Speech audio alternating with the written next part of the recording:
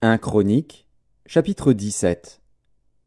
Lorsque David fut établi dans sa maison, il dit à Nathan le prophète, « Voici, j'habite dans une maison de cèdre, et l'arche de l'alliance de l'Éternel est sous une tente. » Nathan répondit à David, « Fais tout ce que tu as dans le cœur, car Dieu est avec toi. » La nuit suivante, la parole de Dieu fut adressée à Nathan.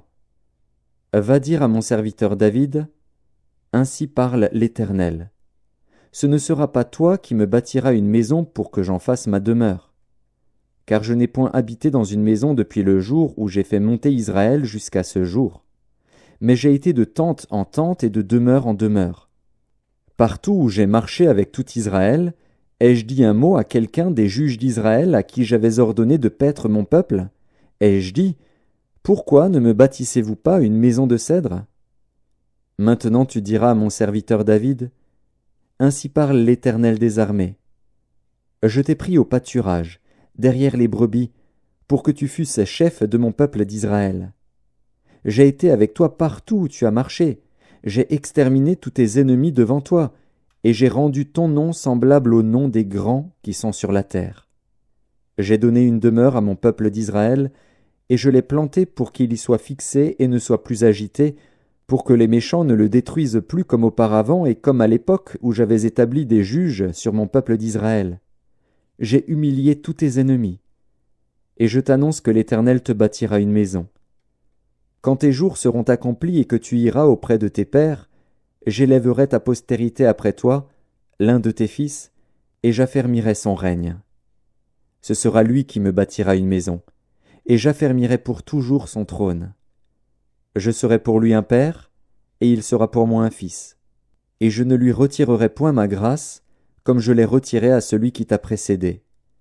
Je l'établirai pour toujours dans ma maison et dans mon royaume, et son trône sera pour toujours affermi. » Nathan rapporta à David toutes ces paroles et toute cette vision. Et le roi David alla se présenter devant l'Éternel, et dit, « Qui suis-je, Éternel Dieu, et quelle est ma maison, pour que tu m'aies fait parvenir où je suis? C'est peu de chose à tes yeux, ô Dieu. Tu parles de la maison de ton serviteur pour les temps à venir, et tu daignes porter les regards sur moi à la manière des hommes, toi qui es élevé, Éternel Dieu. Que pourrait te dire encore David sur la gloire accordée à ton serviteur? Tu connais ton serviteur. Ô Éternel, c'est à cause de ton serviteur, et selon ton cœur, que tu as fait toutes ces grandes choses pour les lui révéler. Ô Éternel, nul n'est semblable à toi et il n'y a point d'autre Dieu que toi, d'après tout ce que nous avons entendu de nos oreilles. Est-il sur la terre une seule nation qui soit comme ton peuple d'Israël, que Dieu est venu racheter pour en former son peuple, pour te faire un nom et pour accomplir des miracles et des prodiges, en chassant des nations devant ton peuple que tu as racheté d'Égypte? Tu as établi ton peuple d'Israël, pour qu'il fût ton peuple à toujours. Et toi, Éternel, tu es devenu son Dieu. Maintenant, ô Éternel, que la parole que tu as prononcée sur ton serviteur et sur sa maison subsiste éternellement et agis selon ta parole. Qu'elle subsiste, afin que ton nom soit à jamais glorifié et que l'on dise « L'Éternel des armées, le Dieu d'Israël, est un Dieu pour Israël. » Et que la maison de David, ton serviteur, soit affermie devant toi. Car toi-même, ô mon Dieu, tu as révélé à ton serviteur que tu lui bâtirais une maison. C'est pourquoi ton serviteur a osé prier devant toi.